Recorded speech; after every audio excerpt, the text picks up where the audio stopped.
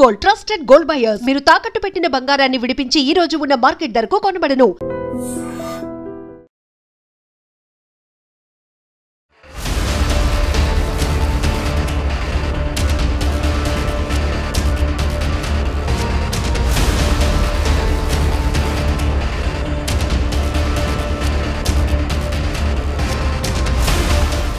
ఈ సంఘటన నిజంగా చెప్పాలంటే కూడా నాకే అసలు ఇంత ఘోరంగా ఇంత భయంకరమైన సమాజంలో మనం ఉంటున్నామా? ఒకటి, కన్న తల్లిదండ్రులు ఎవరైతే ఉన్నారో చాలామంది ఆస్తుల కోసము దానికోసము సరే వృద్ధాశ్రమాల్లో వదిలేస్తున్నారు, ఆస్తుల కోసము చంపుతున్నారు, ఇట్లాంటివి విన్నాం. అవి కూడా బాధాకరమే నిజం చెప్పాలంటే కూడా. అవి కూడా జరగొద్దు. ఇప్పుడు మనకు జన్మనిచ్చిన వాళ్ళనే మనం హింసిస్తే అసలు మనది ఏం జన్మ అన్నట్టు, అది మనం వేస్ట్ అన్నట్టే కదా. ఇక ఒక రకంగా చెప్పాలంటే ఈ ఏమంటారు, జంతువులు ఉంటాయి కదా, జంతువులకి ఏ విచక్షణ ఏముండదు చూడండి, సేమ్ ఇక మనం కూడా అంతే అన్నట్టు లెక్క. కానీ ఇక ఇప్పుడు నేను చెప్పబోయే స్టోరీ అయితే దానికి మించి ఇక అసలు ఏమీ లేదు, ఇక ఏ బంధాలు లేవు, తల్లిదండ్రా లేకపోతే ఇంకోటి అసలు ఏమంటే ఏమీ లేవు.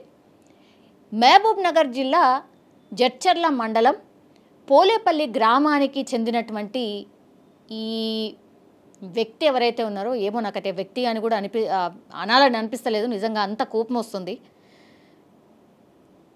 వీడు శ్రీధర్ జులాయిగా తిరుగుడు, తాగుడు, తందానలాడు, అంతే. ఇక ఈ దంపతులకి యాక్చువల్లీ 4 పిల్లలు, 2 కూతుర్లు 2 కొడుకులు, ముగ్గురికి కూడా మ్యారేజ్ అయిపోయింది. ఈ శ్రీధర్ అనేటోడు ఎవరైతే ఉన్నారో తల్లిదండ్రులతో పాటే ఉంటాడు, ఏం చేసేదేం లేదు, జులాయిగా తిరుగుడు, అంతే. ఇక కూలీ పనులు చేసుకొని బతుకుతున్నారు ఈ దంపతులు కూడా.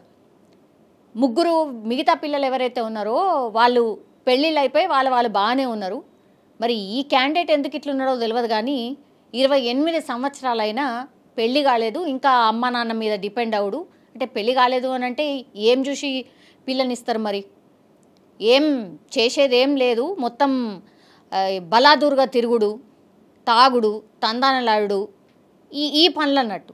లాస్ట్కి వస్తే కూలీ పనులు చేసి వాళ్ళు బతుకుతున్న ఈ తల్లిదండ్రుల మీదనే ఆధారపడే కాకుండా వాళ్ళ కూలీ డబ్బులు కూడా లాక్కొని తాగి ఇంటికొచ్చి కన్న తల్లి మీదనే అసభ్యంగా ప్రవర్తించుడు, కన్న తల్లినే వేధించుడు. అసలు ఆమె ఎవరికి చెప్పుకుంటుంది? అసలు కొడుకే ఇట్లాంటిది చేస్తున్నాడు అని అంటే ఎవరికైనా చెప్పే పరిస్థితి ఉంటుందా? ఆమె మానసిక క్షోభ ఎవరికైనా అసలు ఊహించుకుంటేనే మనకే ఎట్లనో అవుతుంది. ఆమె పరిస్థితి ఏమై ఉండొచ్చు, ఆ కన్న తల్లిదండ్రుల పరిస్థితి ఏమై ఉండొచ్చు? ఇట్లాంటి కొడుకు నాకెందుకు ఇచ్చావు దేవుడా అనుకోవడమే కాకుండా, జులాయి పనులు చేయడమే కాకుండా, తాగి వచ్చి హింసించుడే కాకుండా, లాస్ట్కి వస్తే కన్న తల్లియా లేకపోతే ఎవరితోనే అట్లా ప్రవర్తిస్తున్నావు అనే విచక్షణ కూడా లేకుండా వీడు ప్రవర్తించిన తీరు ఇప్పుడు ఆ కాళికాదేవి అవతారం అంటారు కదా, ఇగో అదే ఎత్తినట్టు లెక్క. నాకు తెలిసినంత మటుకైతే ఎంతకని బేరు చేస్తుంది? కొన్ని నెలలు అవుతుందట వీడు చేసే చేష్టలు కావచ్చు, వీడు చేసే బిహేవియర్ కావచ్చు, మరి మానసికంగా మంచిగా లేదా ఏందా అని అంటే మరి తాగుతున్నాడు, తింటున్నాడు, వాళ్ళ దగ్గర నుంచి పైసలు గుంజుకుంటున్నాడు, పోతున్నాడు, బాగానే ఉంటున్నాడు. జులాయిగా తిరుగుడు, లాస్ట్కి వస్తే పాపం కష్టం అంతా చేసుకొని వచ్చిన తల్లిదండ్రుల దగ్గరికే వచ్చి అసభ్యంగా ప్రవర్తించుడు, అమ్మను వేధించుడు. అంటే ఆడపిల్ల అయితే సాలేమో, ఇక కన్న తల్ల లేకపోతే ఇంకోట అని ఆలోచించే పరిస్థితిలో కూడా లేడు వీడు. కన్న తల్లినే లైంగికంగా వేధించే ప్రయత్నం చేసిండు, కన్న తల్లి మీదనే అత్యాచారం చేయడానికి ప్రయత్నించడం. అసలు నాకే చెప్పాలంటేనే నాకు ఎట్లా అవుతుంది, అసలు నాకే సిగ్గనిపిస్తుంది. ఇంత చండాలమైన వ్యక్తులు అసలు భూమి మీద ఎందుకు అవసరమా? ఈ స్టోరీ తెలిసిన వాళ్ళందరూ కూడా, నెటిజన్స్ కూడా ఇట్లనే కామెంట్ చేస్తున్నారు. మనిషి ఎట్లయితారు వీళ్ళు? అసలు మనిషి అని చెప్పడానికి లేనే లేదు. చూడ్డానికి ఎట్లున్నాడు, నిజంగా సూపుకు కూడా వీడు పెద్ద వేస్ట్ అనే విషయమే అర్థమవుతుంది, సూప్కే కనబడుతున్నది. వీళ్ళని ఏం చేయాలి? ఇప్పుడు నేను ఒక రిక్వెస్ట్ చేస్తున్నా. అసలు నిజం చెప్పాలంటే కూడా ఎవరైనా సరే కామన్ పబ్లిక్ ఇట్లాంటి స్టోరీ విన్న తర్వాత ఇట్లనే రియాక్ట్ అవుతారేమో. వీళ్ళని అరెస్ట్ చేసి జైల్లో వేసి మేపి కూసోబెట్టి వాడికి ఖర్చు పెట్టి ఎందుకు? గవర్నమెంట్కి ఎందుకు ఆ ఖర్చు కూడా ఎందుకు? అసలు భూమి మీద ఉండాల్సిన అవసరం ఏమన్నా ఉందా?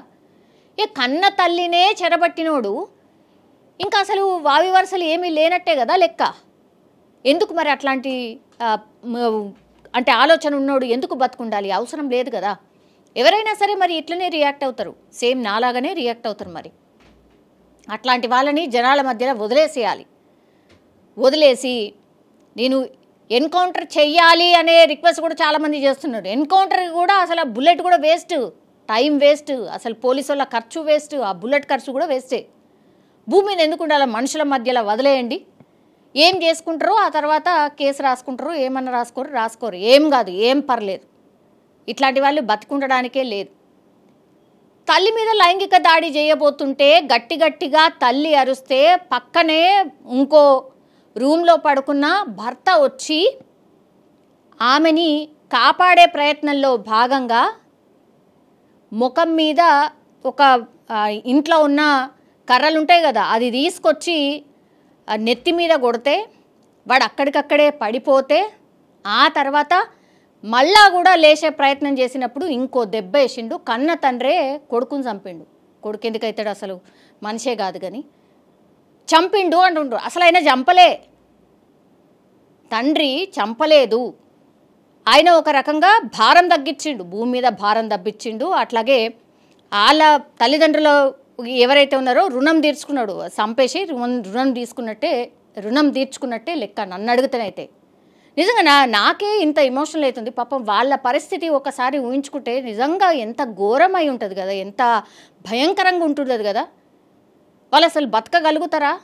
అసలు అట్లాంటి ఆలోచన ఎన్ని నిద్రలేని రాత్రులు ఆ తల్లి గడిపి ఉంటుంది, ఎన్ని నిద్రలేని రాత్రులు ఇప్పుడు కూడా గడుపుతారు వాళ్ళ తల్లిదండ్రులు. ఎట్లా వీళ్ళకు న్యాయం ఎట్లా?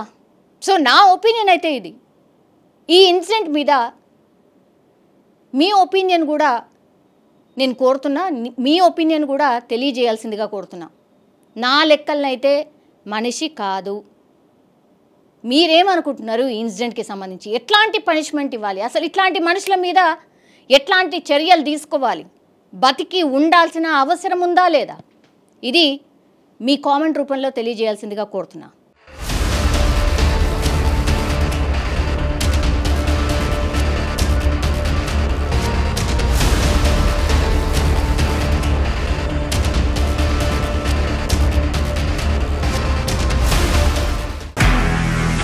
నిజంగా ప్రస్తుతం ఉన్నటువంటి సమాజం దేనికి ప్రయారిటీ ఇస్తుంది? ఆర్థిక సంబంధాల చుట్టూ మాత్రమే తిరుగుతుంది. మళ్ళీ ఎన్నికలంగానే చాలా విరక్తి కలుగుతాం. మంచి అనిపిస్తుంది కదా, లేడీస్ కూడా ఛాలెంజింగ్ జాబ్స్ చేసినప్పుడు చాలా బాగుంటది. ట్రాఫిక్ అసిస్టెంట్స్ గా నియమించిన ట్రాన్స్జెండర్స్ అందరితో సాల్యూట్ చేయించుకుంటున్నారు. ఫుడ్ డెలివరీ ఇవ్వటానికి వెళ్ళినటువంటి డెలివరీ బాయ్ అనిల్ పై కళ్ళ ముందు